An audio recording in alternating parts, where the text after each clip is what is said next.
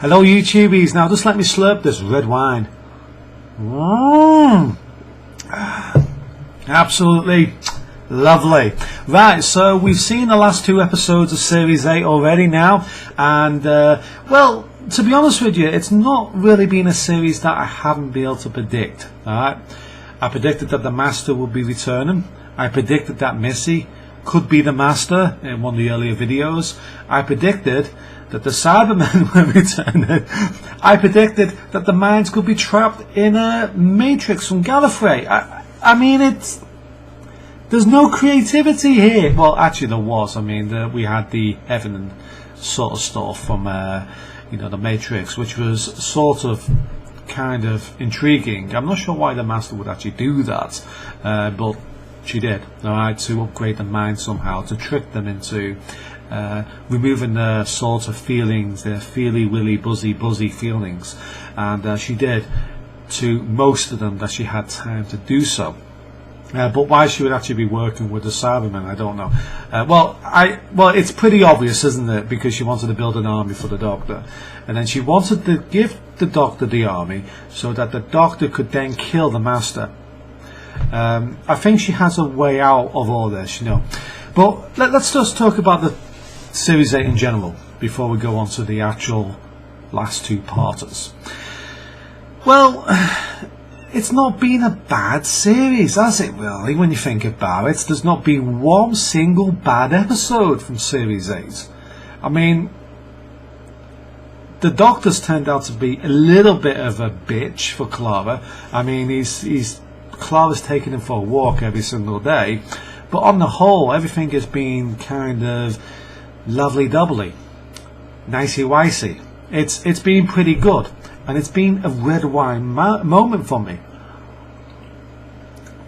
But there's been a few disappointing things about it. I really wish that the Doctor Who team would actually, go down the religious route, but not necessarily going down it in a sort of religious way. I mean, they could have gone down it with a mystery sort of way, where they keep options open, where they keep people thinking, well, maybe it's possible, maybe it's not. They did that with the Devil episodes many years ago, but it's not really been looked upon since then. But whatever, I never believed that Stephen Moffat would actually go down the religious route, because he might actually bring on paganism and stuff like that. I don't know. They don't seem to like going down the religious route. They want to keep things scientifically accurate. My God, does Stephen Moffat keep things scientifically accurate? Every single point, every single thing that's happened in Doctor Who has always been scientifically to the point accurate, possible, making all complete sense. But Stephen Moffat, I think, has done a good job on the last series. I actually don't see a problem with the last series. There's been a few little plot holes here and there, but are those really that important? Are those really that bad that they actually make the storylines look that bad? No, they don't. Now let's actually talk about the last 2 episodes, because I've been talking about this for quite some time. I'm not getting anywhere. Right, the Missy character. She was sweet. She had that sort of mystery that was easy to solve, but when she came in and acted like a robot, that was actually kind of funny. But when she turned into the Master, and you could see the fear on the Doctor's face, I was thinking, yeah, here comes the war. And you could tell that she was kind of evil when she was talking to the feminist. Now, this is the problem with that. I was always worried that if they ever chose an actor for a part, for a character that has always been male and suddenly regenerates into a female, that it would carry and stink and reek of feminism. I would really worry about that, and it's not really seemed to happen. Although she did say, "I want to be called a time lady." Whatever. You're an alien. You're not actually, you're not a lady or man actually. Considering you've had a sex change, you're a transgender Time Lord, I suppose. It's actually hard to actually say.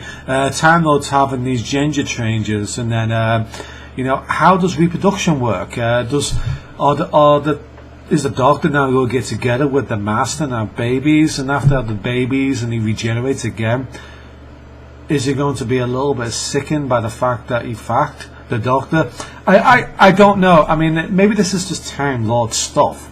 Maybe this is alien stuff. Maybe that's where the alien stuff comes from.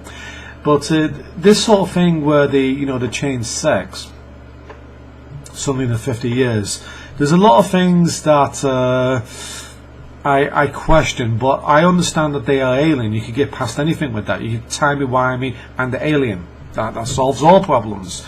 But in a way it doesn't, because maybe the Master's so pissed off that he's been fucked by so many Time Lords and so many kids that when he's a man he gets really evil. He goes really bad because he knows that Rassilon has had his willy rammed up her juiciness, yeah. And but I mean, I'm talking nonsense here, but look at it from a point of view. This is exactly what would actually happen. She looked like she was going to get married to the Doctor. We're going to fucking the TARDIS or something. There is something not quite right there, but the portrayal of the Master was absolutely fine. It was good. I mean, when she was saying, "You're going to fucking die in a minute, bitch," there's a little secret. Don't tell those boys behind us, but I'm going to kill you. It's not like that she's joining any feminist cult or anything. She's saying, "I'm going to fucking kill you, bitch," and then she's putting the lipstick on and saying, "Those must be mine." She should have relished in the moment a little bit before killing the bitch. I think so. I think she should have just gone, "Look at me, look at me!" Woo! And then did the teleporting thing across the room. Now some people, were whinging and whining about the teleportation thing, forgetting to notice that she had a wristband that she was pressing beforehand. Alright? So she probably teleported the bloody fucking the handcuffs into the pocket as well. Maybe she just put them in while nobody was looking. But then again, there's a little few instances there that you would question, why didn't the security guards see what was happening with the hands when they're right behind her and her hands are right behind her where they can actually see, and suddenly her hands are not tied and they don't actually realise this. And why would the Doctor actually leave her with this bloody fucking thing on her hand, what he knows to be quite kind of dangerous? She had all the stuff in her pocket or something. Maybe Time Lords have bigger pockets on the inside. Maybe that's how it works, and because she's a lady, they want to search her. But I don't know. I think it's a little bit nancy-pantsy there. But I did like the moment when that bitch got killed by the Master. I really loved that moment. Now, there's some people will be saying, how can she possibly return? I don't think any of those characters that were atomized were actually killed. I think this is more like a sort of plot of I'm not going to say Love and Monsters, no. What's it called now?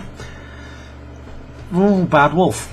I think when they get atomized with the Dalek and they atomized Rose, and they were saying, "Oh my God, she's dead," and there's a pile of bloody dust on the floor. I think it's very similar to that. So I don't think she's dead. And I don't think the Master's dead either. I mean, they're not going to kill her off. I mean, I've had this argument many times before about the Master, alright? Well back in the past when the Master was shot in the fucking face. And people saying, how could he possibly return? And he did. He did. And he's done it several times again. So he's always going to return at some point. So this thing about him being shot by a Cyberman, I think the Cybermen were probably programmed to teleport the victims of these shootings to probably a factory somewhere that's probably disabled, because the Master needs to be there, and because the Master is in control of the Cybermen already, it doesn't matter that she's being teleported over there, so she can restart her evil campaign. That's one way, or the Time Lords could just simply bring her back. So there's all sorts of things that could actually happen there. It's not out of the question that she could come back really soon for a big fight, but I would have preferred if it was a different type of Time Lord. I think we need that a little bit. I think we need more than one, female Time Lord. But I did like the fact that this wasn't going down the feminist road, right? With the Master being a female, because that would have really irritated me. It kept to the story, it kept to the point, and this female character, this female actor played the part to perfection as far as I'm concerned. And I'm not somebody who wants to see a male Time Lord turn into a female Time Lord. I don't like it, but I actually like this. So it was well played by her. The trumps were played properly, so well done.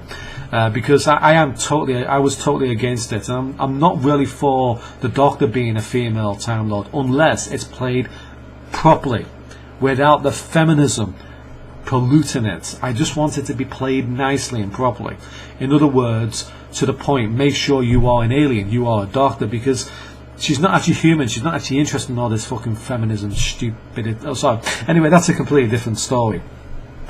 So, yeah, and the production value of these episodes have been first class too. I mean, they're all lined up in heaven, and they're all lined up in those fish tanks and the dark water, and you see the skeletons, makes sense. And then when it all comes down, you see the Cybermen, and the Cybermen are there, and it's all kind of fun. I never really liked Cybermen episodes, to be honest with you, not fully, but these episodes I did like. It was good.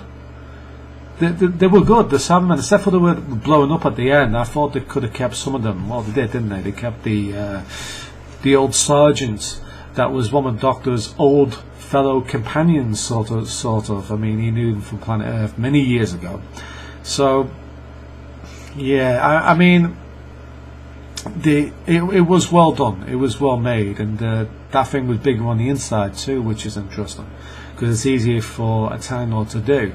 I actually say this finale of Series 8 is one of the strongest ones we've had for a very long time. Even though the story wasn't spectacular, it was very strong. I would rate it very, very high. I would certainly rate it higher than the two-part of Love and Monsters and Fair Hair. Definitely, without a doubt. It was good. There wasn't a really weak part of it, except now there's been some controversy out there about the fact "Don't Burn Me," and I agree with this because many of the Doctor Who fans and the producers know this. The producers know this, right? Because Matt Smith has sent messages to dying kids, etc. That many of the fans are children, and some of them are terminally sick, right? So when you're saying "Don't burn me" in death, for death, it'll sort of play on their mind. They should have been a bit more sensitive to that. And that was a really, really bad part. So it doesn't destroy the program at all, but it's a very, very insensitive part by Stephen Moffat. Big mistake, because you didn't have to do that. You didn't have to go down that route. Don't burn me, because there's kids who are terminally ill, and you put yourself in their shoes, right? I'm going to feel pain when I'm dead, etc. I'm going to feel being burnt or being eaten by stuff and stuff. I mean, come on, guys. It's not nice when you think about it. Of course, you won't feel any pain, but you can tell. I can tell you this for a fact: if you cut your arm off, your arm dies, right? But you won't feel your arm ever again. So you won't feel pain when you're dead. Right? That's as simple as That's simple as it is. The only reason why they were doing that is because the Cybermen couldn't be used for the dead bodies if the bodies were burned to a crisp. So they were trying to send messages out to the family members not to burn the bodies, or to at least condition them into being worried so much that they chose to just bury them. I think that's what it was more down to. So I know this thing about weaponizing the dead. We fucking do that already. I mean, are airplanes, bombers, rockets, knives, etc., they all living? No, they're dead. So you can always weaponize the dead, it's not that difficult. So I'm talking nonsense there. Anyway, thank you for watching. Goodbye for now. I'm just coming down to the last few seconds of the video, because I can only make for a 15-minute video anyway. But anyway, thank you for watching, and goodbye for now, and I'll talk about this in more detail in a different video. So thank you for watching. Goodbye.